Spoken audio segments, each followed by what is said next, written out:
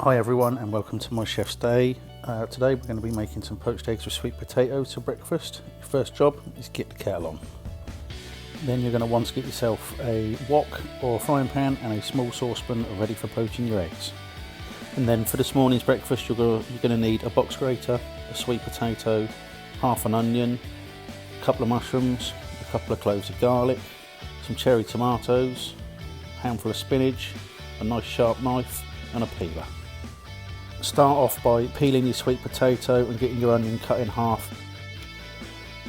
Now grab your garlic and with the side of your knife apply a little bit of pressure or give it a bang and pop those into the wok or the frying pan with a little bit of oil. Now just move your pan out of the way so that you can get onto the chopping board with your grater and your sweet potato. Now with your sweet potato and your grater, start grating until it's all done and then place it into a bowl ready to move over to the stove in a minute. Now we're just going to go through the rest of our vegetables. So I've got half an onion left from the day before, so I'm just going to take a couple of thin slices off of that, turn them around and then just give them a little dice up. Doesn't have to be super neat or anything, or you can just leave them sliced if you want. You can also use red onion or spring onion, whatever takes your fancy, or whatever you've got in your fridge at the time. Pop those into your wok along with your garlic. And that can just go back over on the stove in a minute. Doesn't need any heat at this time. Then start cutting through your tomatoes. If you've got big tomatoes, just dice them up into whatever size chunks you want. Cut through your mushrooms, however you fancy those being cut. I've just cut them in half and then sliced them. And now's the time to chop up any other ingredients that you want to add into your breakfast. Maybe some avocado, some chilli, some courgettes, aubergines, or anything that's about in your fridge.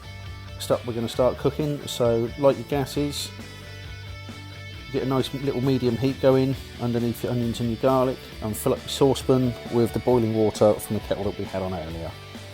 Also add in a little bit of salt just so the water's seasoned, ready for your eggs. Now after a couple of minutes, give your onions and your garlic a little stir around so that they don't stick to the bottom. And now we can add in our grated sweet potato. Make sure you get all of it out of the bowl and just give that a little mix round as well. Now we're just going to add in a little bit of seasoning, so a little bit of freshly ground black pepper and some freshly ground sea salt. And now that we've been cooking for a couple of minutes, we're going to add in our chopped tomatoes and any of the other ingredients that you decided that you want to put into your breakfast this morning.